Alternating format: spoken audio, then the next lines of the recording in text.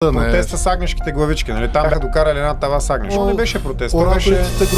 На 3 септември 2025 година започна отново парламента в България да работи и точно тогава имаше протест на граждански организации по повод сваляне на правителството и неговата нелегитимност. На този протест дойдоха изключително много обикновени хора, както и някои животновъди, в това лице и Георги Илиев, известен с прозвището Байрибан. Благородни хора, въпреки репресията толкова време седат тук и дават на обществото. Това е. Който от ноември 24 година е репресиран от властта и властта иска да унищожи неговите овце, обвинявайки ги, че имат чума. 10 месеца не ме пускат.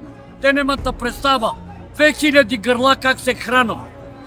Хората за 20 дни се отказаха, аз 10 месеца. Къде е тази институция? Защо не излизат? Да дойдат да видят. Той действително беше приготвил черпка за хората, които бяха дошли на самия протест. Лидера на Възраждане Костадин Костадинов, който не се появи на този протест, ами напротив, после в подкаст в YouTube, реши да обяви този протест като протеста на агнешките главички. Протеста с агнешките главички, нали? Там бяха докарали една тава с агнеш. Не беше протест, беше... С цел да обиди Байрибан, използва риторика в Народното събрание, използвайки името на Байрибан за своя изгода. Този човек, знаете ли как се казва? Казва се Георги Илиев. Неговата адвокатка се казва Яничка Методиева. И вие сте тези, които направихте така, че този човек в момента да се бори с зъби и ногти, за да може да съществува въобще. И ние от Възраждане сме тези, които в момента се опитваме да го извадим от батака, в който вие го набутахте. Че те го били защитавали, че те му били намерили адвокат.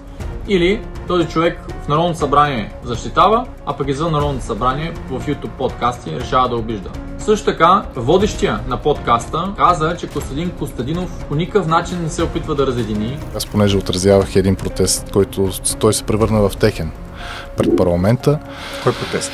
В началото на първия ден на парламента е основно... То не беше протест, ораторите громяха тебе, което ми стана странно факт. Не бил говорил против други опозиционни партии, което не е вярно и може да го видите в следващия клип.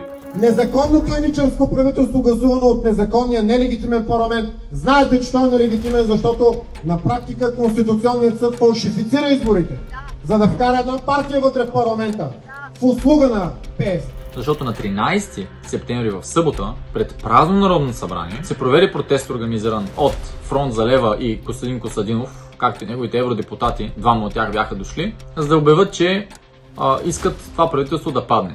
И не пропусна Костадин Костадинов тогава да оплюе партия Величие и да я нарече незаконно вкарна в Народното събрание, при случай, че Конституционният съд официално обяви изборите за частично нелегитимни, което направи и самото Народно събрание и правителството да бъдат избрани нелегитимно, но това не беше споменато от Костадин Костадинов. И същевременно гледаме от друга страна как Ивелин Михайлов в протеста на 3 септември реши да обедини всички хора, които бяха дошли и да подтикне хората да мислят повече към обединение, а не към разединение. Да уважат хората, които организираха този протест. Искам да им благодаря на тях, че решиха да го организират, да поемат отговорност, защото винаги, когато човек реши да прави нещо, много хора има, които дават съвети и критикуват, но малко са хората, които поемат отговорност. Така че нека аплодираме всички тези, които поеха отговорност и организираха този протест.